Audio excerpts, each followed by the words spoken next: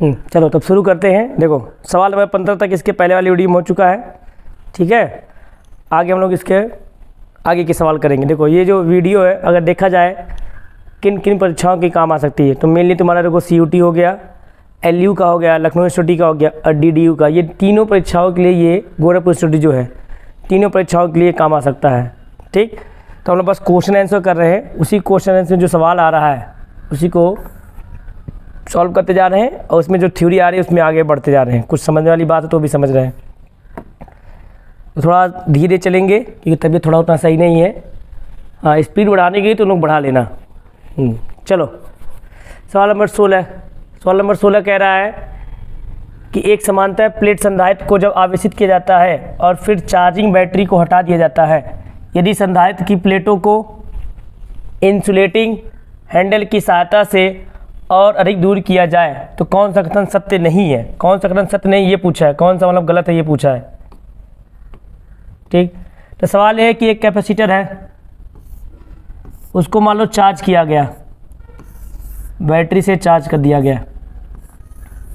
Charge करने के बाद इस पर आवेश आ जाएगा +Q, इस पर आ जाएगा -Q। अब चार्ज करने के बाद बैटरी को हटा दिया जाता है, बैटरी हटा दे रहे हैं, मतलब ऐसे अलग कर दे रहे हैं। चार्ज करने के बाद बैटरी हटा दे रहे हैं। अब बैटरी हटाने के बाद इनके बीच की दूरी बढ़ा रहे हैं, प्लेट के बीच की दूरी बढ़ा दे रहे हैं, तो प्लेट के बीच की दूरी बढ़ा दे रहे हैं। तो क्या पूछ रहा है, ठीक है। कह रहा है धारिता घट जाती है। पहला ऑप्शन ये, देखते हैं सही गलत। तो हम लोग को पता है C बराबर होता है ε0 A/d। तो दूरी बढ़ा रहे हो तो C घट जाएगा, इसलिए पहला ऑप्शन सही है, ठीक है। जो गलत है वो पूछा है, पहला ऑप्शन सही है, तो जो गलत है वो पूछा है इसलिए उसको उस पर नहीं टिक करेंगे, उसको गोला नहीं करके आएंगे। दूसरा ऑप्शन है संधारित्र पर आवेश बढ़ जाता है, ठीक। संधारित्र पर आवेश बढ़ जाता है ये कह रहा है। अब ध्यान दो, कह रहा है बैटरी को हटा दे रहे हैं। बैटरी को हटाने वाला ये तार तोड़ दे रहे हैं, ये तार जो है वो तोड़ दे रहे हैं। बैटरी को हटाने वाला ये जो तार है इसको तोड़ दिया जा रहा है, ठीक है। बैटरी का मतलब ये तार अब नहीं है। जब एक बार बैटरी हटा दोगे मतलब कनेक्शन टूट जाएगा। जब कनेक्शन टूट जाएगा तो अब सर्किट देखो, सर्किट कंप्लीट नहीं है, सर्किट टूट चुकी है। अब जब सर्किट कंप्लीट नहीं होता है तो करंट का फ्लो नहीं हो सकता, मतलब चार्ज कहीं आ भी नहीं सकता है और न कहीं जा सकता है। तो न चार्ज आएगा न चार्ज जाएगा। प्लेट की दूरी भले घटा बढ़ा रहे हो, आवेश नहीं बदलेगा। तो आवेश इसी रहेगा, तो यही वाला गलत है। और ये कह रहा आवेश बढ़ जाता है, तो यही वाला गलत है। इसके लिए इसी पे टिक करके आ जाएंगे, गलत वाला पूछा है। C वाला भी देख लेते हैं। C कह रहा है प्लेटों के बीच विभव बढ़ जाता है, ठीक है, देख लेते हैं। तो V बराबर होता है Q/C, ठीक। V होता है Q/C और C होता है ε0 A/d होता है /d, तो D ऊपर जाएगा। अब देखो दूरी बढ़ा रहे हैं तो V बढ़ जाएगा, तो V बढ़ जाता है, बात सही है। और सही वाला नहीं पूछा, गलत पूछा है। अगला है संधारित्र में संग्रहित वैद्युत स्थैतिक ऊर्जा बढ़ जाती है। ऊर्जा का, तो ऊर्जा का फार्मूला होता है 3 फार्मूला, लेकिन यहाँ पर Q वाला फार्मूला कहते हैं। ये होता है ऊर्जा का फार्मूला 1/2 Q²/C, ठीक। अगर रखा जाए तो 1/2 Q नहीं बदलेगा, Q तो वही है, Q नहीं बदलेगा क्योंकि सर्किट टूट चुकी है। और C रखेंगे ε0 A और D नीचे आएगा, D ऊपर चला जाएगा। अब देखो D बढ़ा रहे हो, दूरी बढ़ा रहे हो तो ऊर्जा क्या हो जाएगी, बढ़ जाएगी, तो ऊर्जा बढ़ जाएगी, संग्रहित ऊर्जा बढ़ जाती है। तो B वाला गलत है, बाकी सब सही है, ठीक। अच्छा यही सवाल मान लो ऐसे होता, ध्यान दो, यही सवाल ऐसे होता कि कैपेसिटर को चार्ज किया जा रहा है, कैपेसिटर को चार्ज किया जा रहा है, चार्ज हो गया, इस पर प्लस चार्ज आ गया, पूरा फुल्ली चार्ज हो गया, पूर्ण रूप से आवेशित हो गया। मान लो ये 10 वोल्ट का है बैटरी, 10 वोल्ट बैटरी चार्ज कर रहे हैं, तो कैपेसिटर को चार्ज किया जा रहा है। अब चार्ज करते, अब कह रहा है अभी यहाँ देखो बैटरी को हटा दिया जा रहा है।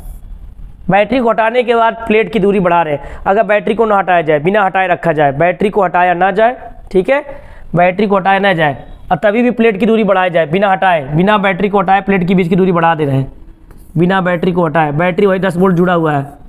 अब पूछे क्या होगा। तो अब यहाँ ध्यान देंगे, यहाँ पर Q बदल जाएगा, यहाँ पर Q बदल जाएगा क्योंकि यहाँ बैटरी जुड़ा हुआ है, तो सर्किट पूरा है, सर्किट पूरा है, तो यहाँ Q बदल जाएगा। जब बैटरी हटा देते थे मतलब सर्किट तोड़ देते थे तो Q नहीं बदलता था, लेकिन यहाँ पर Q बदल जाएगा। यहाँ पर V नहीं बदलेगा, वोल्टेज, क्योंकि बैटरी से जुड़ा हुआ है। तो जब चार्ज हुआ तो 10 वोल्ट होगा और दूरी बढ़ाने के बाद भी ये 10 वोल्ट का ही रहेगा, इसका जो वोल्टेज रहेगा कैपेसिटर का। तो बैटरी से अगर हटा दोगे तब दूरी घटाव बढ़ाओगे तो क्यू नहीं बदलेगा, क्योंकि सर्किट टूट जाएगी। लेकिन अभी सर्किट पूरा है, अब दूरी घटाव बढ़ाओगे तो क्यू बदल जाएगा, लेकिन वी नहीं बदलेगा। यहाँ पर यहाँ वी कांस्टेंट रहेगा इस वाले में, अगर बैटरी लगी रहेगी तब। आगे बढ़ते हैं। करा यहाँ पर ये नहीं रहेगा, ये गलत छप गया है। हाँ, करा एक बिंदु आवेश से एक निश्चित बिंदु ए है, ठीक है। एक बिंदु आवेश है, उससे निश्चित बिंदु ए है, मतलब कोई बिंदु आवेश है क्यू, उससे निश्चित दूरी पर बिंदु कोई ए है, यहाँ पर बिंदु ए है, इसकी दूरी मान लो आर है। तो यहाँ पर वैद्युत क्षेत्र दिया है, बिंदु ए पर वैद्युत क्षेत्र, यहाँ का वैद्युत क्षेत्र दिया ई, दिया 500 वोल्ट प्रति मीटर। और यहाँ का विभव रहेगा, विभवांतर नहीं रहेगा, ठीक है। और यहाँ इसमें भी डिफरेंस रहेगा, केवल पोटेंशियल रहेगा। तो फिर से सवाल पढ़े, एक बिंदु आवेश से एक निश्चित बिंदु ए है, बिंदु ए पर विद्युत क्षेत्र इतना है और विद्युत विभव या विभव 3000 वोल्ट है, वी यहाँ पर 3000 वोल्ट है। तो पूछा है बिंदु आवेश और ए के बीच की दूरी क्या होगी, दूरी आर पूछा है। तो सॉल्व करते हैं। तो ई बड़ा होता है के क्यू बटे आर स्क्वायर, तो के क्यू ई बड़ा होता है के क्यू बटे आर स्क्वायर, के क्यू बटे आर का स्क्वायर बराबर हो जाएगा 500। वी होता है के क्यू बटे आर, तो के क्यू बटे आर बराबर हो जाएगा, ठीक है, 3000। ठीक, दोनों का रेशियो ले लो, पहला दूसरा। जब रेशियो लोगे तो के क्यू कट जाएगा, ऊपर बचेगा 1 बटे आर स्क्वायर और नीचे बचेगा 1 बटे आर, ठीक। और ये हो जाएगा 500 बटे 3000 जब रेशियो ले लेंगे तो 2 जीरो से 2 जीरो कट जाएगा, 5 एक कम और 6 हो जाएगा 6, ठीक। और आर से आर कट जाएगा तो बचेगा 1 बटे आर और नीचे बचा 1 बटे, इधर बचा 1 बटे 6, तो आर बड़ा हो जाएगा 6, तो 6 मीटर हो जाएगा, 6 मीटर ये हो जाएगा। अगला कह रहा है एक इकाई मतलब एक एकांक आवेश समविभव पृष्ठ सतह पर बिंदु ए से बिंदु बी तक लाया जाता है या बिंदु बी तक चलता है तब। तो समविभव पृष्ठ इक्विपोटेंशियल सरफेस, समविभव पृष्ठ क्या होता है? समविभव पृष्ठ मतलब ऐसा पृष्ठ जिसके प्रत्येक बिंदु का विभव समान हो। समविभव पृष्ठ मतलब ऐसा पृष्ठ जिसके प्रत्येक बिंदु का विभव समान हो। अगर यहाँ 10 वोल्ट है तो यहाँ पर भी 10 वोल्ट होगा, हर जगह 10 वोल्ट ही होगा। अब कह रहा है कोई आवेश Q को ए, मान लो ये बिंदु ए है, ए से बी ले जा रहे हैं, ठीक है। तो जब ए से बी ले जाते हैं यहाँ भी 10 वोल्ट होगा, यहाँ भी 10 वोल्ट होगा, तो घटाओगे 10 में से 10 तो 0 आएगा, इसलिए वी ए माइनस बी भी 0 होगा ये वाला। और कुछ अगर जानना समविभव पृष्ठ है, ठीक है, एक दूसरे के समांतर होते हैं। किसी वैद्युत क्षेत्र में समविभव पृष्ठ आपस में समांतर होते हैं, किसी वैद्युत क्षेत्र में समविभव पृष्ठ आपस में प्रतिच्छेद नहीं करते हैं, किसी वैद्युत क्षेत्र में समविभव पृष्ठ पास होते हैं अगर वैद्युत क्षेत्र प्रबल होता है, समविभव पृष्ठ दूर होते हैं अगर वैद्युत क्षेत्र दुर्बल होता है। और किसी आवेश को अगर समविभव पृष्ठ पर विस्थापित किया जाए तो किया गया कार्य शून्य होता है। ये सब बातें हो गई समविभव पृष्ठ के लिए। ठीक, आगे बढ़ते हैं, सवाल नंबर 19 पे आते हैं। कह रहा है जब कई संधारित्र दो बिंदुओं के बीच समांतर क्रम में जोड़े जाते हैं तो धारिता क्या होती है? मतलब कई संधारित्र ऐसे C1 समांतर क्रम में C1 और C2 और C3 ऐसे जोड़ा जा रहा है। मान लो समांतर क्रम में, अगर समांतर क्रम में संधारित्रों को जोड़ा जाए, ये C1 है, ये C2 है, ये C3 है, तो क्या होगा? इक्विवेलेंट। तो C इक्विवेलेंट होता है, हम लोग को पता है C इक्विवेलेंट अगर C1 plus C2 plus C3, तो यहाँ जोड़ दें तो बढ़ जाएगा, C इक्विवेलेंट बढ़ जाता, धारिता बढ़ती है, ये वाला ऑप्शन हो जाएगा। ठीक, सवाल नंबर 20 पे आते हैं। कह रहा है एक संधारित्र की धारिता, सवाल नंबर 20 है, एक संधारित्र की धारिता दिया 4 माइक्रोफैराड और उसका विभव भी दिया 100 वोल्ट। ठीक, इसे पूरी तरह अनावेशित करने पर, मतलब डिस्चार्ज करें तो कितनी ऊर्जा मुक्त होगी? ठीक, तो एक संधारित्र है, उसको 100 वोल्ट तक चार्ज किया गया है, 100 वोल्ट तक इसको चार्ज किया गया है। इसकी धारिता है 4 माइक्रोफैराड, माइक्रोफैराड है, एफ रहेगा। इसकी धारिता है 4 माइक्रोफैराड। ठीक, अब क्या इसको डिस्चार्ज करना। अच्छा डिस्चार्ज अगर करना तो करते क्या, डिस्चार्ज करने के लिए ऐसे इसको शॉर्ट कर देते हैं। डिस्चार्ज करने के लिए प्लस वाले प्लेट से माइनस वाले प्लेट को शॉर्ट कर देते हैं। अनावेशित करने के लिए प्लस प्लेट और माइनस प्लेट को आपस में शॉर्ट कर देते हैं। चार्ज करने के लिए बैटरी चाहिए, चार्ज करने की तो सोर्स चाहिए, बैटरी चाहिए, लेकिन डिस्चार्ज करने आपस में शॉर्ट कर देते हैं। तो जब डिस्चार्ज करेंगे तो कह रहा है जब शॉर्ट कर देंगे तो सारा चार्ज यहाँ से यहाँ जाएगा, तो कितनी ऊर्जा मुक्त होगी, तो जो उसमें ऊर्जा स्टोर होती है, तो स्टोर ऊर्जा होती है 1/2 CV²। तो 1/2 2 रखेंगे, C का मान 4 माइक्रो, इसमें 10 की आते -6 और V का स्क्वायर, तो V यहाँ 100 है तो 100 का स्क्वायर 100 × 100, तो 4 कड़ी आएगा तो बचेगा 2 और 10 की आते देखो ये -6 है लेकिन 4 थे 0 तो बचेगा 10 की आते -2 तो बचेगा 0.02 जूल, इतनी ऊर्जा। तो ए वाला ऑप्शन हो जाएगा। ठीक, सवाल नंबर 21, सवाल नंबर 21 पढ़ो। अगर सवाल नंबर 21 है कि एक बार 1 मिनट रुक जाओ, बस मोबाइल हिल जाता है। तो सवाल नंबर 21 है इलेक्ट्रॉन की अपवाह चाल कम होती है। ठीक है, हम हटा देते हैं। कह रहा है इलेक्ट्रॉन की जो अपवाह चाल होती है, अपवाह वेग, वो कम होती है। उसका आवेश भी बहुत छोटा होता है, फिर भी किसी चालक में, कह रहा है फिर भी चालक में एक बड़ा धारा प्रवाह होता है, ऐसा किस कारण होता है। तो अगर तुम लोग को याद, मान लो ये कोई कंडक्टर है, ये कोई चालक है, तो इसमें करंट होता है, ये फार्मूला I = NeAVD, ये फार्मूला होता है VD।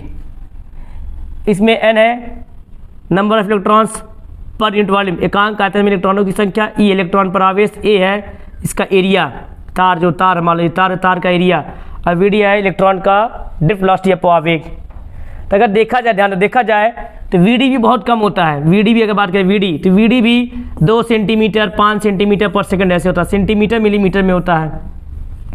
एरिया भी बहुत कम होता है, एरिया होता है 1 मिलीमीटर स्क्वायर 2 मिलीमीटर स्क्वायर ऐसे होता है। इलेक्ट्रॉन पे चार्ज भी बहुत कम होता है, 1.6 × 10 की आते -19 होता है। तो एरिया भी बहुत छोटा, VD भी बहुत छोटा, E भी बहुत छोटा, सब बहुत छोटा होता है, लेकिन फिर भी हमें तार में करंट अच्छा खासा 10 एम्पियर 5 एम्पियर कैसे मिल जाता है। तो उसका मेन कारण है N बहुत बड़ा होता है, N लाखों में होता है। ठीक है, लाखों में N होता है एकांक आयतन में इलेक्ट्रॉनों की संख्या। अगर छोटे से लोहे का भी टुकड़ा लो तो उसमें लाखों इलेक्ट्रॉन होते हैं, लाखों करोड़ों इलेक्ट्रॉन होते हैं। छोटा सा भी लोहे का अगर टुकड़ा लिया जाए तो उसमें भी लाखों करोड़ों इलेक्ट्रॉन होते हैं, अनगिनत कह सकते हो। तो जो है तीनों बहुत छोटे, लेकिन N बहुत बड़ा होता है, इसलिए N बड़ा होने की वजह से हमें अच्छा खासा करंट मिल जाता है।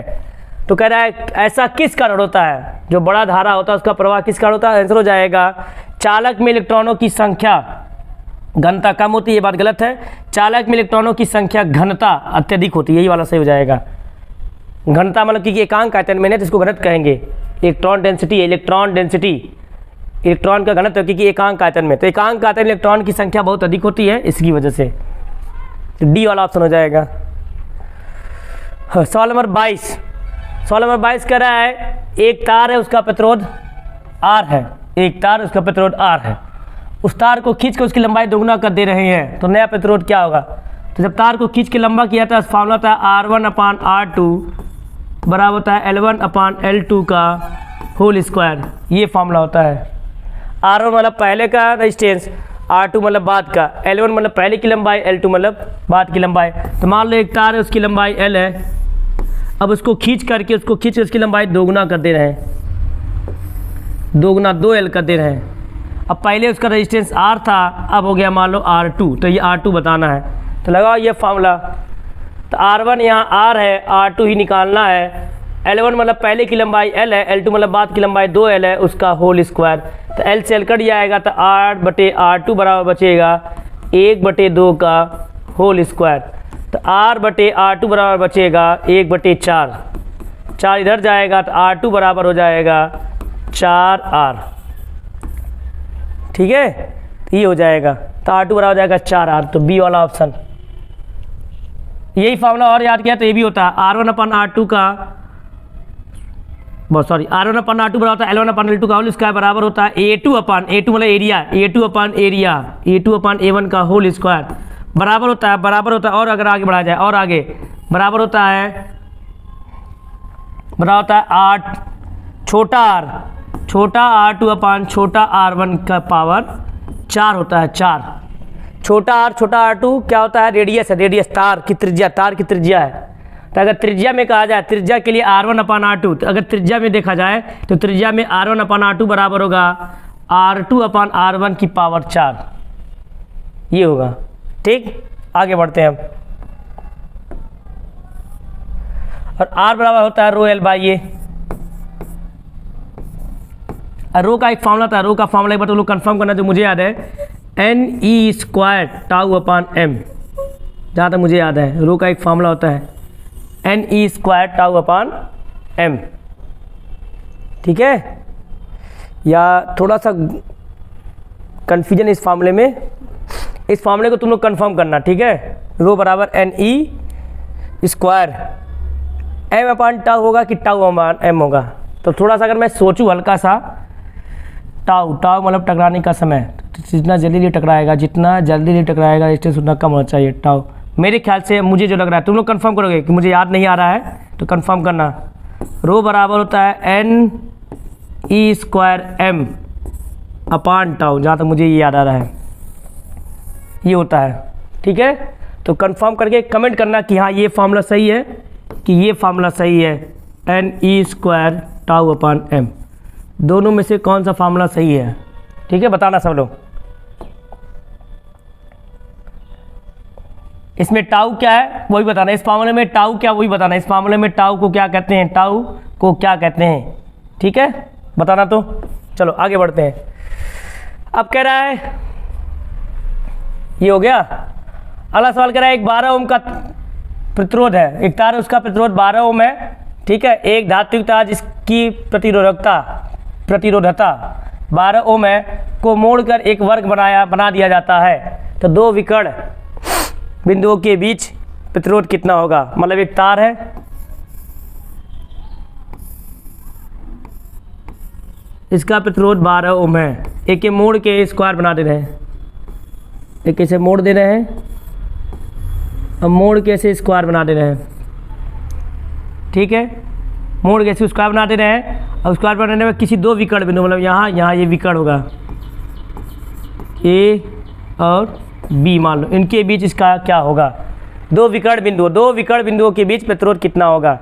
तो ध्यान दो, 12 में 12 पूरा 12 ओम है, तो जब मोड़ोगे तो चार भुजाएं बनेंगी, वर्ग में 4 भुजा, एक भुजा का हो जाएगा 3 ओम, इसका हो जाएगा 3 ओम, 4 से भाग कर देंगे, इसका हो जाएगा 3 ओम, इसका हो जाएगा 3 ओम, इसका भी हो जाएगा 3 ओम, इसका भी हो जाएगा 3 ओम। ठीक है, पूरे तार का 12 था, जब मोड़ोगे 4 इसमें तार बढ़ जाएगा, 4 इसमें लंबाई बढ़ जाएगी, और लंबाई देखो R बराबर होता है रो L बाई ए, R होता है रो L बाई ए। तो मोड़ने पे जब मोड़ोगे तो रो तो बदलेगा नहीं, रो पदार्थ पर निर्भर करता है, रो को कहते हैं स्पेसिफिक रेजिस्टेंस, विशिष्ट प्रतिरोध या प्रतिरोधकता। ए है एरिया बदलेगा नहीं, एरिया तब बदलेगा जब तार को खींचोगे या काटोगे। मोड़ने से लंबाई लंबाई बदल जाएगी, और लंबाई आधी की आधी हो जाएगी, इसलिए प्रतिरोध भी आधे का आधा हो जाएगा। तो 12 का आधा 6, उसका आधा 3, फिर तो 3 हो जाएगा प्रतिरोध।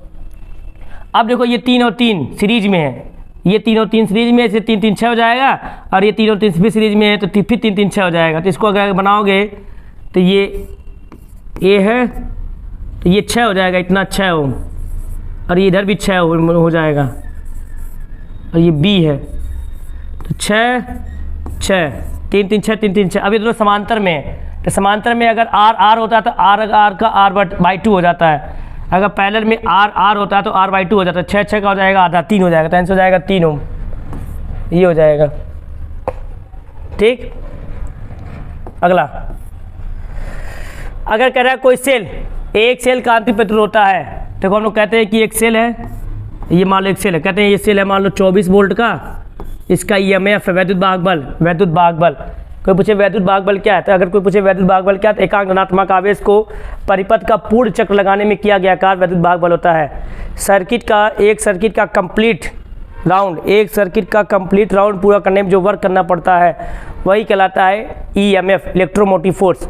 वैद्युत वाहक बल, भले नाम है वैद्युत वाहक बल, लेकिन वो एक प्रकार की ऊर्जा होती है, बल नहीं होता है।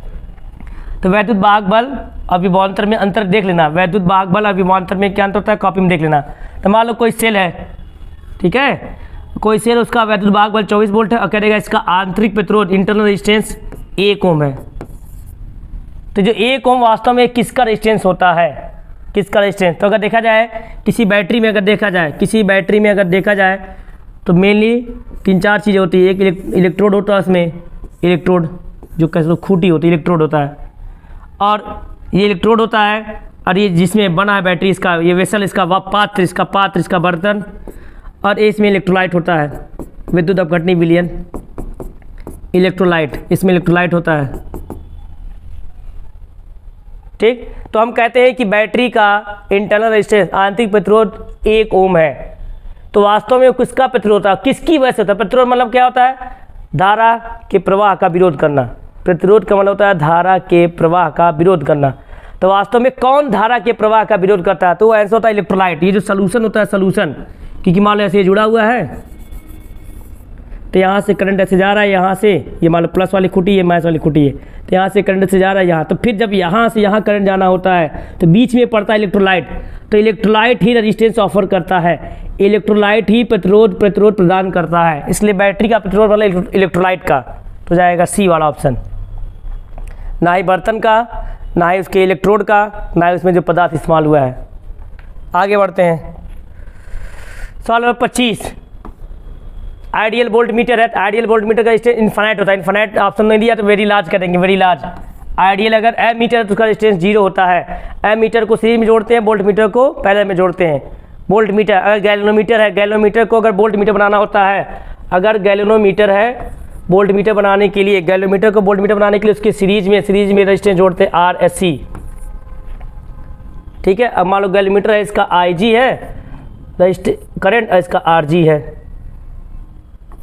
ठीक, और ये V है, मान लो V का गैल्वेनोमीटर है। तो गैल्वेनोमीटर का जो फार्मूला होता है, अगर याद हो मुझे, जो मुझे याद है, RSC बराबर होता है V माइनस IG RG, और नीचे होता है IG। ये होता है फॉर्मूला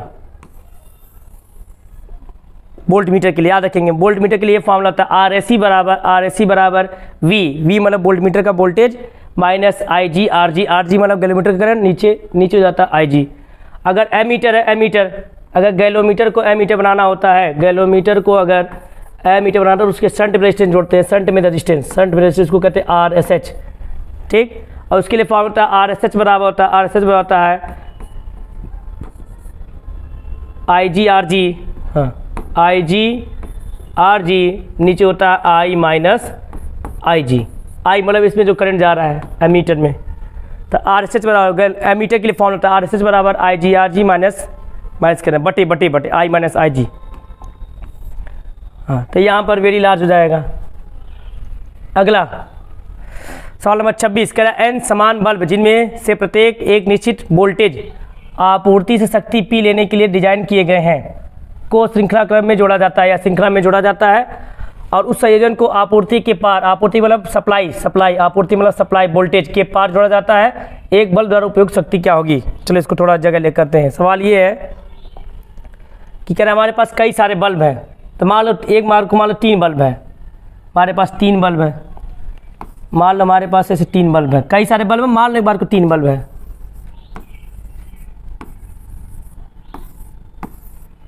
सब बल्ब का पावर P और सबका रेजिस्टेंस R। ठीक, तो एक फार्मूला होता है P बराबर होता है V²/R, तो यही फार्मूला यहाँ काम आएगा। ठीक, अब कह रहे हैं इन तीनों बल्ब को श्रेणी क्रम में, तीनों को सीरीज में जोड़ दिया जा रहा है। तीनों को अगर देखो अकेले जोड़ोगे तो इनका पावर P होगा, अकेले अगर V वोल्ट से जोड़ोगे, तो इनका पावर P होगा। लेकिन तीनों को सीरीज में एक V वोल्ट से जोड़ा जा रहा है, V वोल्ट से, तब इनका पावर क्या होगा? यही सवाल है। N बल्ब है, हम 3 बल्ब ले लिए, 3, जो 3 के लिए आंसर आएगा वहीं N लगा देंगे। ठीक, अब तीनों सीरीज में जोड़ा गया है, तो जब तीनों सीरीज में जोड़ा गया तीनों का रेजिस्टेंस हो जाएगा 3R। तो अगर यहाँ बनाएंगे तो इसका रेजिस्टेंस हो जाएगा 3R। अब V वोल्ट से जोड़ा गया है, वही V वोल्ट, बैटरी वही V वोल्ट है, तो लगा पावर का फॉर्मूला था V², तो V² बटी 3R हो जाएगा कि यहाँ तक सीरीज में है। ठीक है, नया पावर P डैश इसको कहो, नया पावर। तीनों को एक साथ जोड़ने में जो नया पावर पी डैश होगा वो वी स्क्वायर बटे नया रेजिस्टेंस 3 आर हो जाएगा। वोल्टेज वही है, बस रेजिस्टेंस नया हो जाएगा।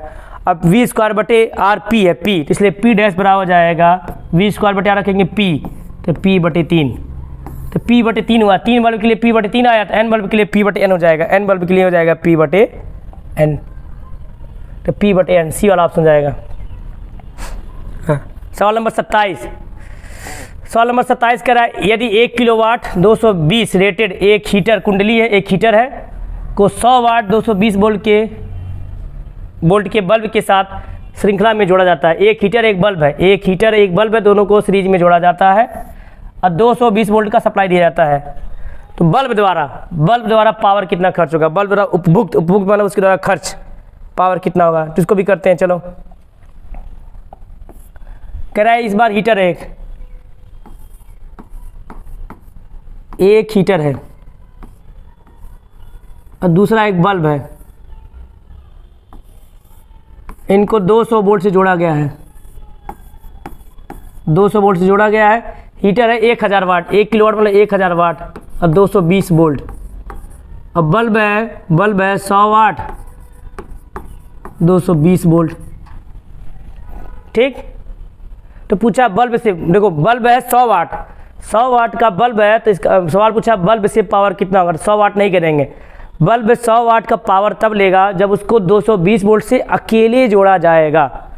अगर बल्ब को 220 वोल्ट से अकेले जोड़ा जाता तो उसका पावर तो 100 वाट, लेकिन यहाँ हीटर के साथ सीरीज में जोड़ा गया है तब उसका पावर 100 वाट नहीं होगा, 100 से कम ही होगा। कितना होगा उसके लिए पहले दोनों का रेजिस्टेंस निकालो हीटर का, तो पावर होता है वी स्क्वायर बटे आर, यही फॉर्म लगेगा, पावर होता है वी स्क्वायर बटे आर।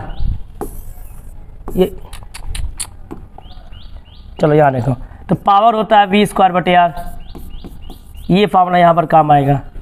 तो हीटर के लिए अगर आर निकालेंगे हीटर का, तो आर हो जाएगा देखो हीटर का एच, हीटर का अगर आर निकालेंगे तो वी स्क्वायर बटे पी, तो वी स्क्वायर मतलब 220 गुणे 220 बटे पी मतलब 1000, तो 2 जीरो से 2 जीरो कट जाएगा, तो आर एच हो जाएगा, ऊपर गुणा करें अगर तो 484, 22 गुणे 22 484 हो जाएगा बटे 10 ओम, हीटर का हो जाएगा।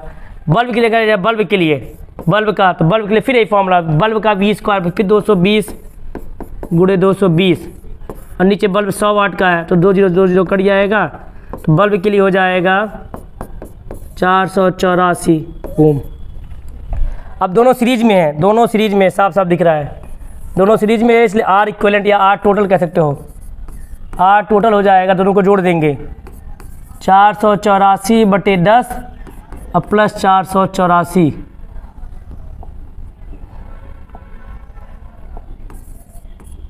ठीक है। तो 484 हम कॉमन ले रहे हैं, तो बचेगा 1 बटे 10 प्लस 1, तो 484 हो जाएगा, गुणे जाएगा 11 बटे 10, ये हो जाएगा आर टोटल हो जाएगा दोनों का रेजिस्टेंस। अभी आंसर नहीं, अभी टोटल रेजिस्टेंस आया। अब निकालो करंट, सर्किट का करंट, तो आई बराबर होता है ईएमएफ अपॉन आर टोटल, तो ईएमएफ यहाँ पर 200 है, आर टोटल मतलब ये 484 गुणे 11 बटे 10 ऊपर चला जाएगा, 10 ऊपर, तो आई हो जाएगा 2000 और नीचे 484 गुणे 11, इतना एम्पियर आई आ गया। अभी भी आंसर नहीं, अभी तो करंट आया, करंट।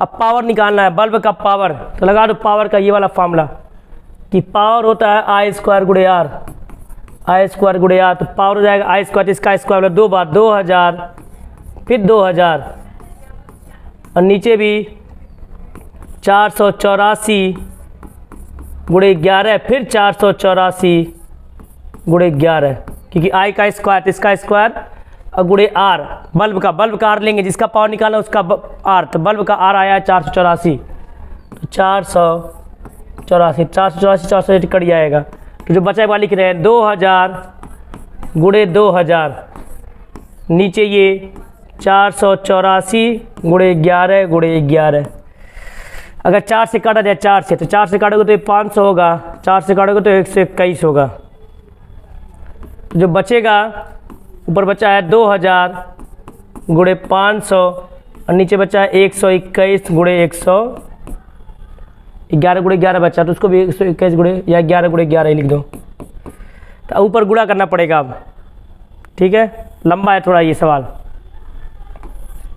तो ऊपर गुणा करेंगे तो 5 दूनी 10 हो जाएगा, ठीक, और 3 2 5 0, 1 2 3 4 और 5, यही होगा ना, 3 0 2 0 5 0 और 10 की वजह से 3 3 6 0। हाँ, गुणा करो 11 कमी 11, 11 दूनी 22, 22 1 23, फिर 11 की 11 इतना, फिर 11 से गुणा करेंगे तो हो जाएगा इतना इतना इतना इतना इतना 6 0, फिर 11 से गुणा करो, करना ही पड़ेगा। 11 में 11, 11 33, 44 के 4, फिर 4, 11 33 4 37, फिर बचेगा 3 3 बचेगा, फिर 11 के में 11, 11 3 14, तो भाग करो इसी से, 14 741 से भाग करेंगे, इतना इतना इतना इतना इतना इतना 6 0 से भाग करेंगे तो पहले 6 बार जाएगा,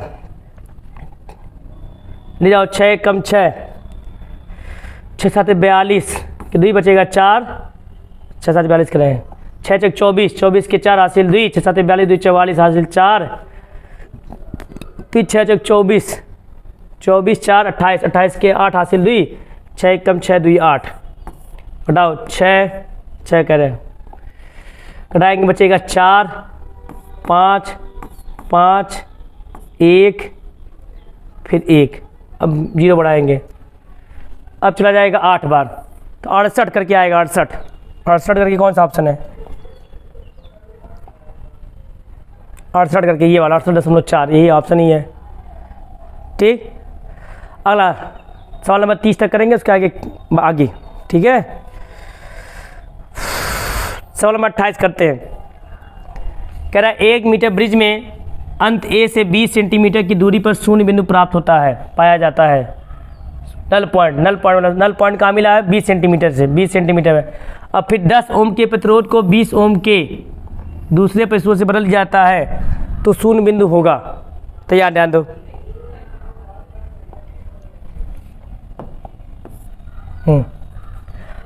पहले मीटर ब्रिज बनाया जाए। तो मीटर ब्रिज कोई पूछे क्या है, तो मीटर ब्रिज एक इंस्ट्रूमेंट है, मीटर ब्रिज एक इंस्ट्रूमेंट है जिसकी सहायता से हम अननोन रेजिस्टेंस, अज्ञात प्रतिरोध ज्ञात करते हैं। मीटर ब्रिज की सहायता से हम अज्ञात प्रतिरोध ज्ञात करते हैं। मीटर ब्रिज में जो तार की लंबाई होती है वो 1 मीटर होती है, 100 सेंटीमीटर होता है, ध्यान देंगे। मीटर ब्रिज में जो तार होता है वो पूरा 100 सेंटीमीटर होता है, 1 मीटर होता है, ठीक है। यहाँ एक सोर्स भी लगा होता है मीटर ब्रिज में,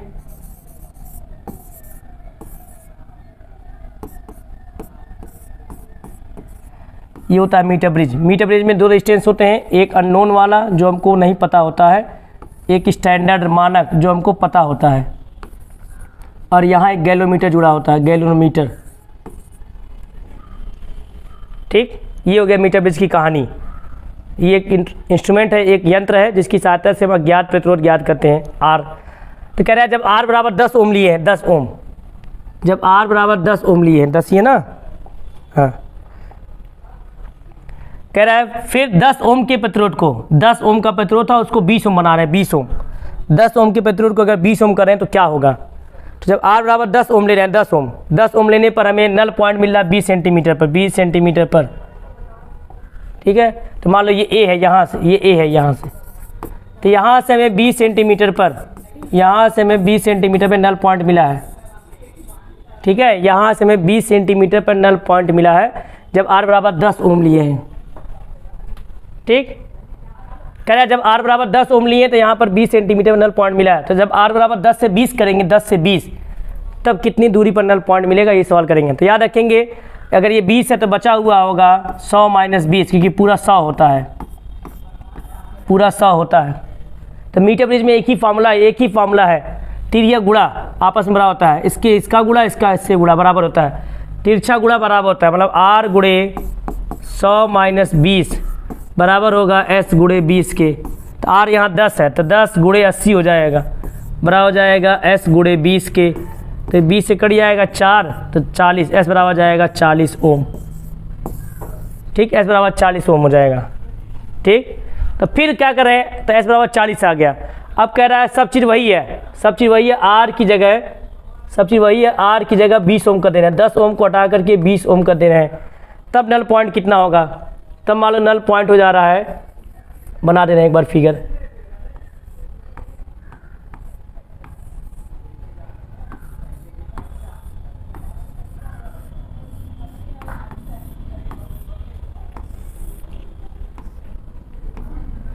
ये एस एस है।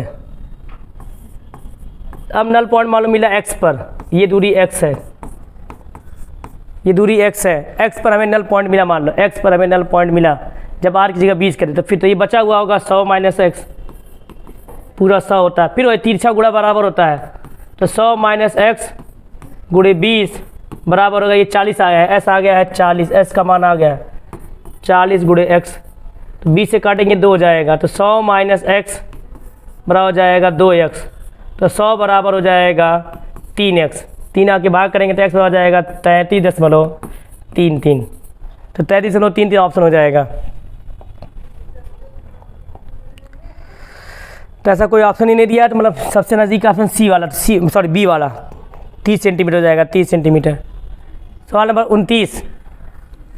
29 कह रहा है कि आवेशवाहक की जो गतिशीलता होती है वो बढ़ती है, आवेशवाहक की गतिशीलता किसके साथ बढ़ती है, ठीक, तो याद ध्यान दो, आवेशवाहक का एक फार्मूला होता है, ध्यान दो, मेन फार्मूला होता है वी डी बना पो आवेग, वी डी बड़ा होता है म्यू गुणे ई, क्या होता है म्यू गुणे ई, और तुम लोग को ये भी याद हो, ये भी फार्मूला होता है वी डी बराबर होता है, वी डी बराबर ई छोटा ई बड़ा ई, छोटका ई बड़का ई अपान ई टाउ अपान एम, ई टाउ अपान एम होता है। तो अगर यहाँ रखें ई टाउ अपान एम बराबर म्यू गुणे ई, तो बड़ा ई से कट जाएगा, तो म्यू बराबर हो जाएगा ई टाउ अपान एम, ये म्यू का फॉर्मूला आता है। म्यू को कहते हैं गतिशीलता, आवेश, जिस आवेशवाहक की गतिशीलता जितनी अधिक हो उतना तेज भागेगा, गतिशीलता जितनी ज़्यादा होगी उतना तेज भागेगा, ये मतलब हुआ, ठीक है। इलेक्ट्रॉन और होल, अगर सेमीकंडक्टर में पूछे इलेक्ट्रॉन और होल में किसकी गतिशीलता ज़्यादा है, तो इलेक्ट्रॉन की गतिशीलता ज़्यादा होती है। अब देखो, अगर ई बढ़ाओगे, ई आवेश बढ़ाओगे तो म्यू बढ़ेगा, टाउ बढ़ाओगे, टाउ मतलब विश्रांति काल, टाउ को कहते हैं विश्रांति काल। विश्रांति क्या करता है, टकराने के बीच का समय, जब इलेक्ट्रॉन भागते हैं, जब करंट बनता है, इलेक्ट्रॉन भागते हैं तो आपस में टकराते हैं, और जब टकराते हैं तो टकराने के बीच का जो टाइम गैप होता है, टकराने के बीच का जो टाइम गैप होता है उसी कहते हैं विश्रांति काल। तो विश्रांति काल जितना ज़्यादा होगा म्यू उतना ज़्यादा होगा, और एम जितना ज़्यादा होगा म्यू उतना कम होगा। तो पहला ऑप्शन कह रहा है औसत संघट समय अंतराल में वृद्धि, यही हो ही जाएगा, औसत संघट समय अंतराल, तो वही बताया समय अंतराल मतलब वही विश्रांति काल, समय अंतराल कोई विश्रांति काल के उसमें जो वृद्धि होगा उसको बढ़ाने से म्यू बढ़ेगा। हाई वैद्युत क्षेत्र में वृद्धि से कोई फर्क नहीं आएगा, ठीक है। आवेशवाहक के द्रव्यमान बढ़ाओगे तो म्यू घटेगा, ठीक है, द्रव्यमान बढ़ाओगे तो म्यू घटेगा। और आखिरी है आवेश में कमी, कह रहा है आवेश में कमी, आवेश मतलब ई, तो आवेश में अगर कमी करोगे तो म्यू कम होगा। तो म्यू बढ़ाने का एक तरीका है इस ऑप्शन में पहला वाला कह रहा है समय अंतराल जब बढ़ेगा, मतलब टाउ बढ़ेगा तो म्यू बढ़ेगा, ये हो जाएगा। आखिरी सवाल नंबर 30 कह रहा है किरचॉफ के लूप नियम किस आधार पर है, तो लूप का नियम है ऊर्जा संरक्षण पर, ठीक है। संधि का नियम है आवेश संरक्षण पर, लूप का नियम है ऊर्जा संरक्षण पर। चलो इसके आगे बाद में अब